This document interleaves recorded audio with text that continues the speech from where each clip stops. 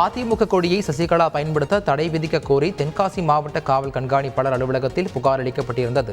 இந்நிலையில் இன்று சசிகலாவை வரவேற்பது குறித்து குத்துக்கல் வலசை பகுதியில் நடைபெற்ற ஆலோசனைக் கூட்டத்தில் அதிமுக கொடி பயன்படுத்தப்பட்டதால் அங்கு பரபரப்பு ஏற்பட்டது.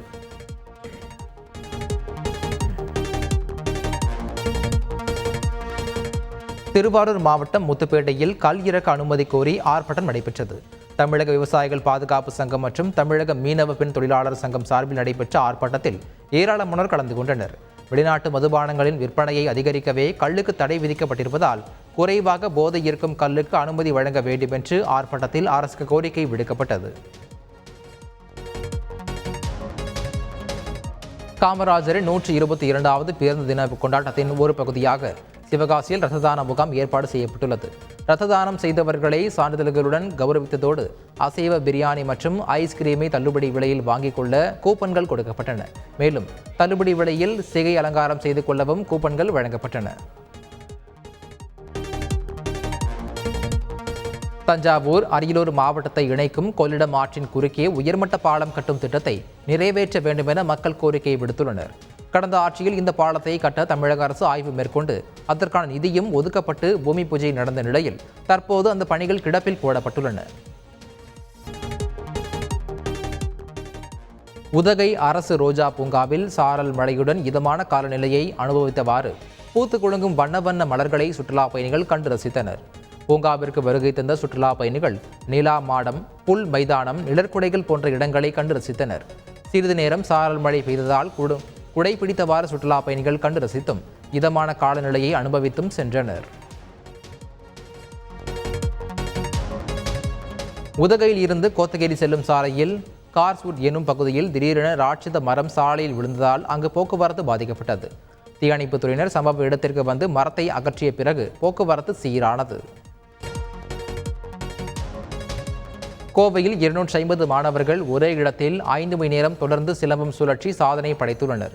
சூலூர் அருகே கண்ணம்பாளையத்தில் உள்ள ஆதித்தமிழன் வீர சிலம்பாட்ட கலைக்கூடத்தில் பயிற்சி பெற்று வரும் சிறார்கள் 5 மணி நேரம் தொடர் சிலம்பம் சுழற்சி சாதனை படைத்துள்ளனர்.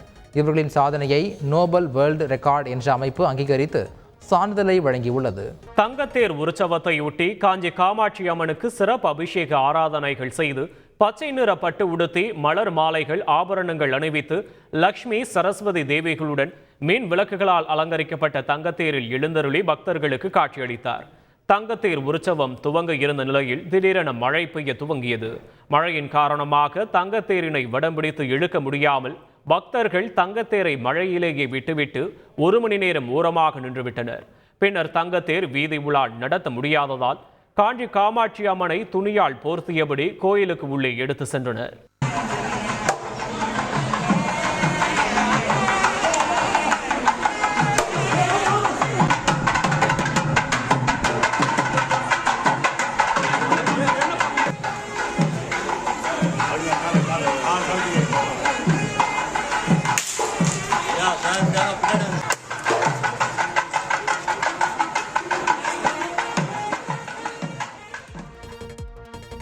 மயிலாடுதுறையில் தரமான சாலையை அமைத்து தர மாவட்ட நிர்வாகத்திற்கு பொதுமக்கள் கோரிக்கை விடுத்துள்ளனர். கூரைநாடு காக்கும் பிள்ளையார் கோயில் தெரு, காமராஜர் காலனியை இணைக்கும் சாலை, ஐயனார் கோயில் தெரு, சாலிய தெருவை இணைக்கும் சாலையில் புதிய சிமெண்ட் சாலை அமைக்கப்படுவதாக கூறி எம்சான் கலவை உள்ள சாலை போடப்பட்டதாக கூறப்படுகிறது. சாலைகள் தரமற்ற முறையில் போடப்பட்டுள்ளதாகவும் சிமெண்ட் பெயர்ந்து வாகனங்கள் ஓட்ட முடியாத நிலையில் இருப்பதாகவும் பாஜகவினர் புகார் தெரிவித்தனர். தமிழகத்தில் TNPSC குரூப் 1 முதல்நிலை தேர்வு இன்று நடைபெற்றது. துணை ஆட்சியர், காவல் துணை கண்காணிப்பாளர், வணிக வரித்துறை உதவி ஆணையர், ஊரக வளர்ச்சித்துறை உதவி இயக்குநர் உள்ளிட்ட 90 பணியிடங்களுக்கு குரூப் 1 முதல்நிலை தேர்வு நடைபெற்றது. சென்னையில் 124 தேர்வு மையங்கள் உட்பட மாநிலம் முழுவதும் 797 மையங்களில் தேர்வு நடைபெற்றது. 2 லட்சத்திற்கும் அதிகமானோர் இத்தேர்வு எழுதியதாக கூறப்படுகிறது. தேர்வு எழுதுவோர் வசதிக்காக சிறப்பு பேருந்துகளும் இயக்கப்பட்டன. மதுரை மாவட்டம் அழகர் கோயில் கள்ளழகர் கோயிலில் 10 நாட்கள் நடைபெறும் ஆடி பௌர்ணமி பெருந்திருவிழா கொடியேற்றத்துடன் வெகு விமரிசையாக தொடங்கியுள்ளது. திருக்கோவில் பட்டர்கள் வேத மந்திரங்கள் முழங்க திருக்கோயிலில் உள்ள தங்க கொடி மரத்தில் கருடன் உருவம் பதித்த கொடியுடன் கொடியேற்றம் வெகு விமரிசையாக நடைபெற்றது. முன்னதாக கள்ளழகர் ஸ்ரீதேவி பூதேவியருக்கு சிறப்பு அபிஷேக அலங்கார தீபாராதனை நடைபெற்றது. தொடர்ந்து திருக்கோயில் தங்க கொடி மரத்திற்கு பால், சந்தனம் உள்ளிட்ட பல்வேறு திரவியங்கள் கொண்டு அபிஷேகமும் மாலை அணிவித்து தீபாராதனையும் நடைபெற்றது.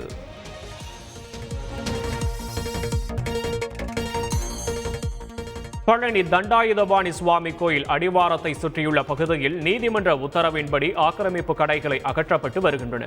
கிரிவல பாதையில் வாகனங்கள் செல்ல தடை விதிக்கப்பட்டுள்ளது. இதனால் வாழ்வாதாரத்தை இழந்துள்ள சிறு குறு வியாபாரிகளும் வணிகர்களுக்கு ஆதரவாக பழனி நகரமன்ற கூட்டத்தில் தீர்மானம் நிறைவேற்றப்பட்டு இன்று கடை அடைப்பு நடைபெறுகிறது. இதனால் பாதிக்கப்பட்டுள்ள பக்தர்களுக்கு கோவில் நிர்வாகம் சார்பில் உணவு பொட்டலங்கள், பிரெட், பால் உள்ளிட்டவை வழங்க ஏற்பாடு செய்யப்பட்டுள்ளது.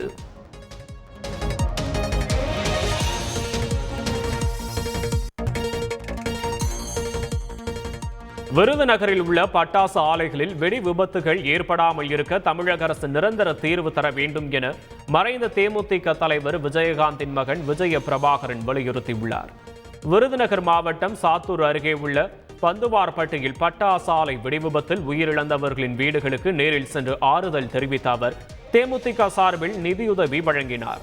தொடர்ந்து செய்தியாளர்களை சந்தித்த அவர் கள்ளச்சாராயத்தை ஒழிக்க தமிழக அரசு நடவடிக்கை எடுக்காவிட்டால் தேமுதிக சார்பில் போராட்டம் நடத்தப்படும் என எச்சரித்தார்.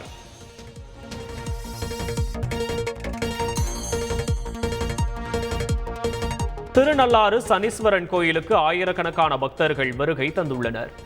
நலன் தீர்த்த குளத்தில் புனித நீராடி அதிகாலை முதல் 3 மணி நேரத்திற்கு மேலாக நீண்ட வரிசையில் காத்திருந்து சாமி தரிசனம் செய்து வருகின்றனர். ஸ்ரீ தர்பாரண்யேஸ்வரருக்கும் சனீஸ்வர பகவானுக்கும் விசேஷ அபிஷேகம், மகா தீபாராதனை நடைபெற்று ஸ்ரீனி பகவான் வெள்ளிக்கவச அலங்காரத்தில் பக்தர்களுக்கு அருள் பாலித்து வருகிறார்.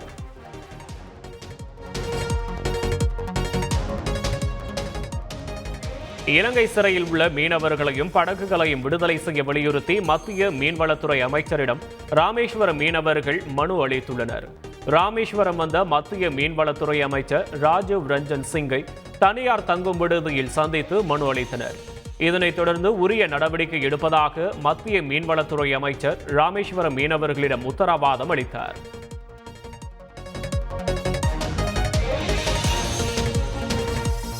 திருப்பூர் மாவட்டம் மூர்த்திரெட்டிப்பாளையம் காலனி பகுதியில் ஆடு வளர்க்கும் இடத்திற்குள் இன்று அதிகாலை நுழைந்த நாய்கள் 7 ஆடுகளை கடித்து குதறின. இதில் 7 ஆடுகள் பலியாகின. 7 ஆடுகள் படுகாயமடைந்தன. 3 ஆடுகள் சிறுகாயங்களுடன் தப்பின. இதனால் 3.5 லட்சம் ரூபாய் நஷ்டம் ஏற்பட்டுள்ளதாகவும் நகராட்சி மற்றும் மாவட்ட நிர்வாகம் நஷ்ட ஈடு வழங்க வேண்டும் என ஆடுகளின் உரிமையாளர் ஜெகநாதன் கோரியுள்ளார். மேலும் நாய்களை கட்டுப்படுத்த நடவடிக்கை எடுக்க கோரியுள்ளார். காங்கேயம் அரசு மருத்துவமனையில் மாதந்தோறும் 350 முதல் 450 பொதுமக்கள் நாய்க்கடிக்கு மருத்துவம் பார்ப்பதாக மருத்துவர்கள் தெரிவிக்கின்றனர்.